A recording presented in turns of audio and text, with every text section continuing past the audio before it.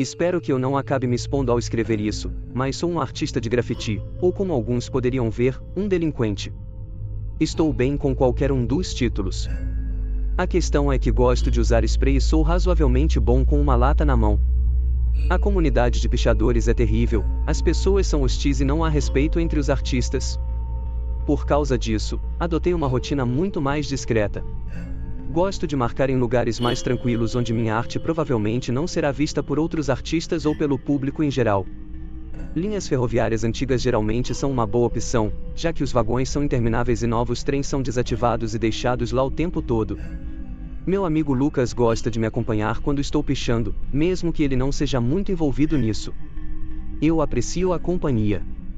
Algumas pessoas não entendem a importância de um bom amigo, e acho isso triste. A maioria dos meus outros amigos não parece respeitar meu tempo ou interesses tanto quanto ele. Lucas e eu nos encontramos fumando em um conjunto de trilhos antigos e sem nome que encontrei mais cedo naquele dia no Google Maps. Não sou muito fã de cigarro, mas ele fuma muito, então eu frequentemente participo para acompanhar o clima. Não era tão tarde, talvez um pouco depois das 22 horas. Terminamos o cigarro e conversamos enquanto caminhávamos ao longo do velho trem de carga enferrujado. Curiosamente, não havia uma única marcação em todo o trem. Deve ter sido movido para lá recentemente, pensei, animado por ser o primeiro a marcar uma superfície tão boa. Joguei uma lata para o Lucas brincar e comecei a fazer o meu trabalho. Cerca de 5 minutos depois, terminei minha primeira marcação. Admirei-a por um momento antes de passar para o próximo vagão, depois para o próximo. Cerca de 15 minutos e 2 latas de tinta depois, eu tinha 3 marcações decentes próximas umas das outras e estava bastante orgulhoso de como elas ficaram em combinação. Peço desculpas antecipadamente se isso ofende alguém, mas costumo descartar minhas latas vazias onde elas secam, então as joguei de volta pelo caminho que havíamos vindo, apreciando o som satisfatório que uma esfera faz ao bater dentro de uma lata vazia. Depois, alcancei o Lucas, que aparentemente tinha enrolado e acendido outro baseado, negligenciando a tinta que eu havia dado para ele. A razão pela qual eu não sou um grande fã de maconha é porque comecei a ter crises de ansiedade insuportáveis na maioria das vezes, talvez em 90% das vezes. Olhando para trás, fumar 2 cigarros com o Lucas foi uma decisão quase prejudicial. Afinal, estávamos fazendo algo ilegal, o que já era bastante indutor de ansiedade. Fumei o segundo cigarro mesmo assim, confiante de que ficaria bem. Assim que as últimas faíscas flutuaram do cigarro, foi quando ouvimos. Um som abafado de algo batendo em algum lugar atrás de nós ecoou na noite. Nós dois congelamos e olhamos para a escuridão. Eu podia sentir gotas de suor se formando em volta do meu pescoço enquanto a adrenalina começava a correr pelo meu corpo. Não conseguia dizer se o som vinha de fora do trem ou de dentro de um dos vagões. Era difícil dizer qual das opções era pior. Esperamos um minuto inteiro em silêncio e nada. Foi então que tirei meu celular e gravei este vídeo. Cara, o que foi isso? Como o vídeo mostra, quem quer que tenha feito aquele barulho pegou uma das minhas latas de tinta vazias e a jogou em nós antes de nos perseguir e gritar. Você não consegue ver a lata no vídeo, mas juro que foi isso que fez o primeiro som. Enquanto fugíamos freneticamente, quem estava atrás de nós gritou: "É melhor você não tropeçar, garoto." Poucos segundos depois, um tiro de verdade soou atrás de nós, quase fazendo Lucas tropeçar e cair. O barulho me assustou tanto que meu dedo escorregou do botão de gravação no Snapchat e o vídeo foi cortado. Corremos pelos trilhos até que eles se cruzaram com uma estrada principal e não paramos de correr até estarmos a uma distância segura. Não acho que já fiquei tão apavorado em toda a minha vida. Não ajudava o fato de eu estar completamente chapado. Minhas mãos estavam literalmente tremendo. As do Lucas também. Encontramos o caminho de volta para o carro e dirigimos para casa em silêncio. O que eu deveria fazer? Ligar para a polícia?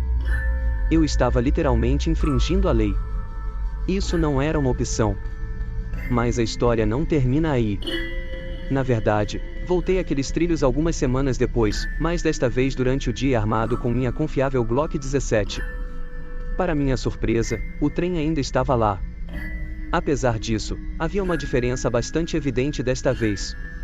Nos 3 pontos onde minhas marcações haviam sido feitas, agora havia manchas feias de tinta vermelha. Alguém deliberadamente cobriu meu trabalho. Silenciosamente. Continuei investigando e eventualmente cheguei a um vagão com a porta escancarada. Dei uma olhada lá dentro e foi bizarro. O vagão estava completamente vazio, exceto por uma cadeira no centro e o que parecia ser cordas e correntes espalhadas pelo chão. Algumas das cordas estavam enroladas nas pernas da cadeira e outras simplesmente jogadas no chão.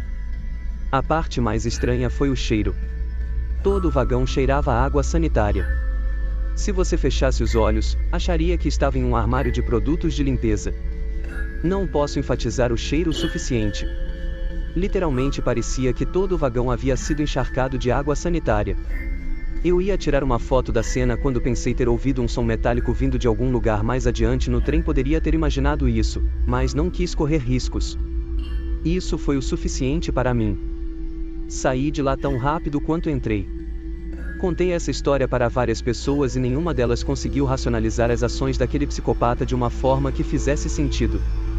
Duvido que um sem-teto conseguiria colocar as mãos em uma arma, mas não consigo entender por que alguém além de um sem-teto responderia de forma tão agressiva e por que decidiram cobrir minhas marcas é outro mistério.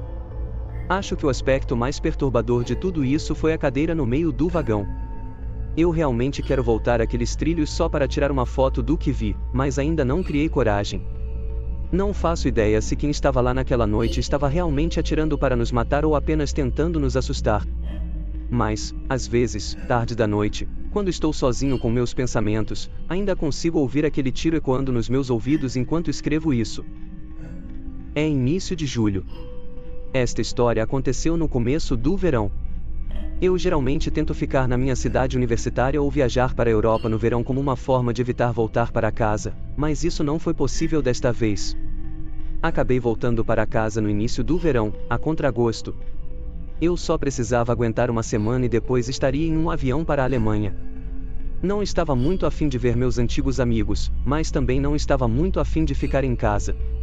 Então, comecei a acordar cedo e passar meus dias inteiros fazendo trilhas, assistindo filmes ou simplesmente dirigindo sem rumo. Era meu último dia em casa.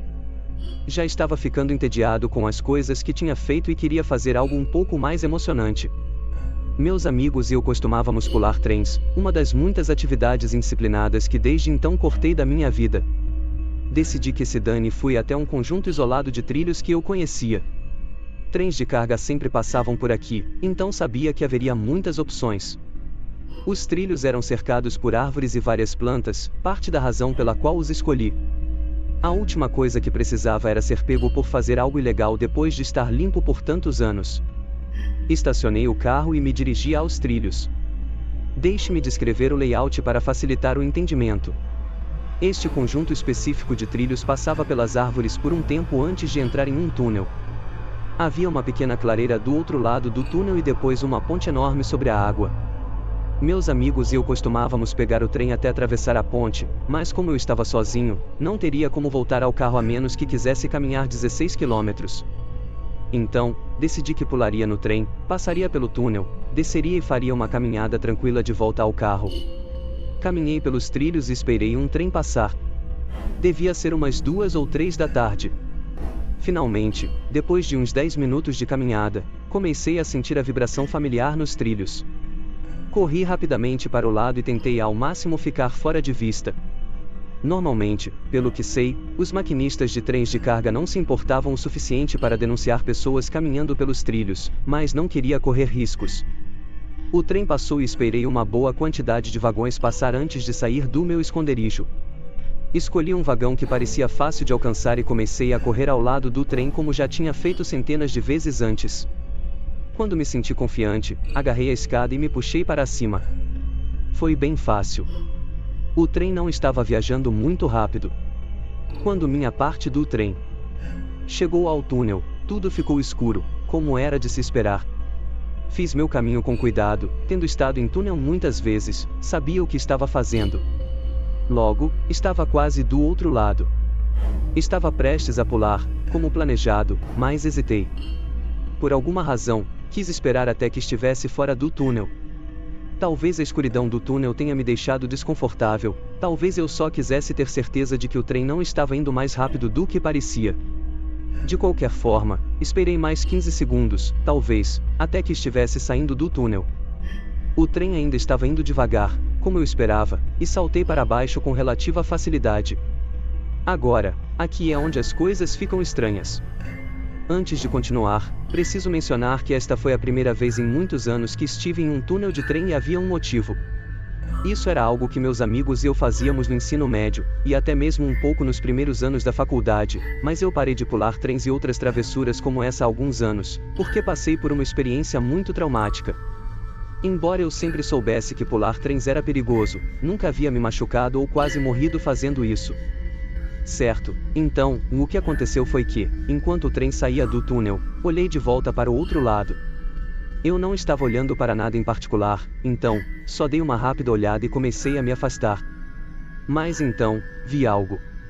Não conseguia dizer o que era, porque estava muito longe e mal iluminado. Mas, mesmo à distância, parecia que havia alguém de pé, parado na escuridão. Eles não estavam se mexendo, pelo que consegui ver. Só fiquei parado, sem saber o que fazer.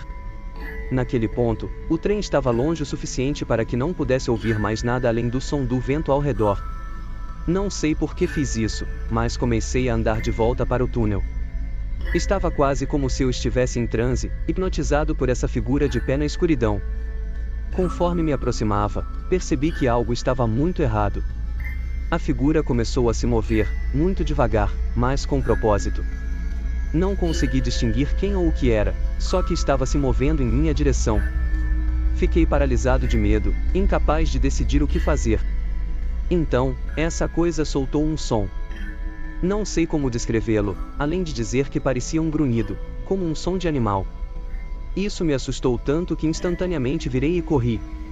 Corri mais rápido do que jamais tinha corrido antes. Não sabia para onde estava indo, só sabia que precisava sair dali. Eventualmente, consegui parar, respirar e voltar a si. Fiquei parado por um tempo, ouvindo, tentando me acalmar. Finalmente, quando achei que estava seguro, comecei a caminhar de volta para o carro.